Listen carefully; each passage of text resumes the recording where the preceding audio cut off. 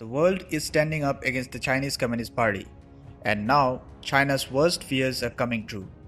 Its exports are falling drastically. Around 2 weeks ago, China held an annual meeting of the lower and upper house of the rubber stamp parliamentary body.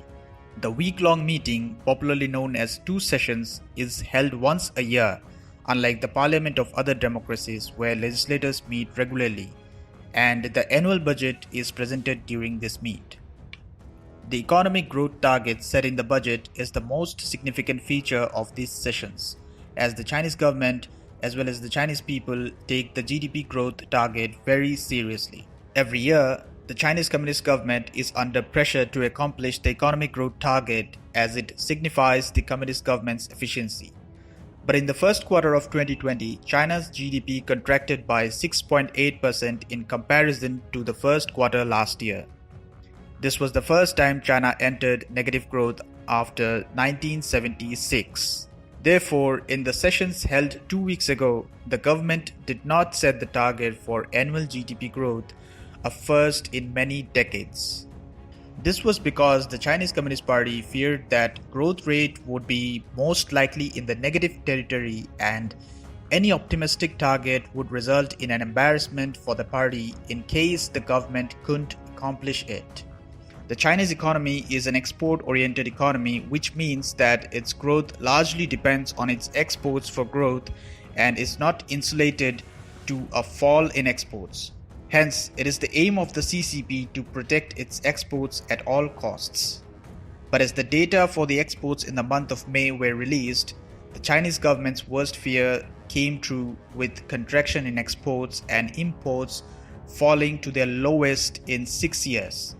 Imports declined by 16.7% on the worsening domestic demand, but the major problem for the Communist Party is the 3.3% decline in exports.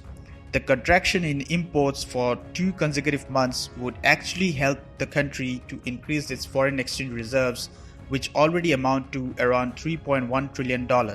But what the Communist government fears most is the decline in exports, as it shakes the fundamentals of China's economic model.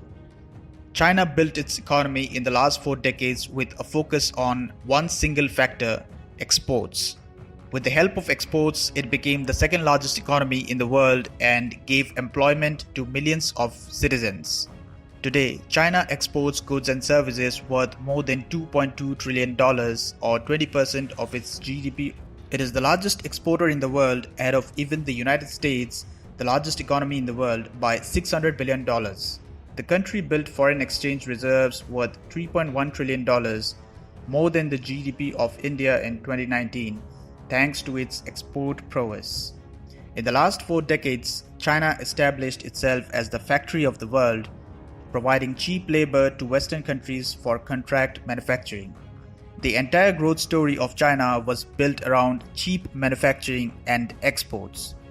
But with the protectionist governments in power in countries around the world, the free movement of goods started deaccelerating, and China's status as the factory of the world is under strain. The outbreak of coronavirus, which originated from China, made the countries realize that doing business with a country like China, with the glaringly opaque system, is dangerous to humanity.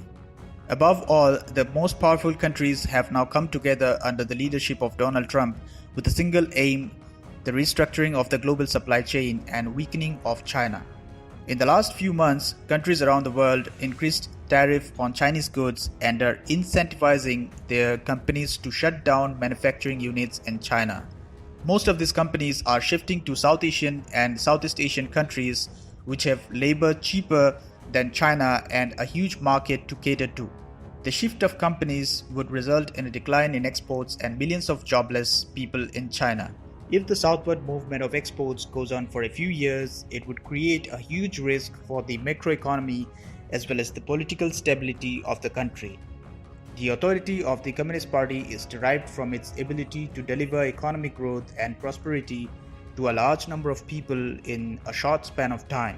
Therefore, once the economic growth slows down with a fall in exports, unrest and democratic movements will pick pace and threaten the authoritarian communist regime. It is here that China's worst fears are coming true and the signs are already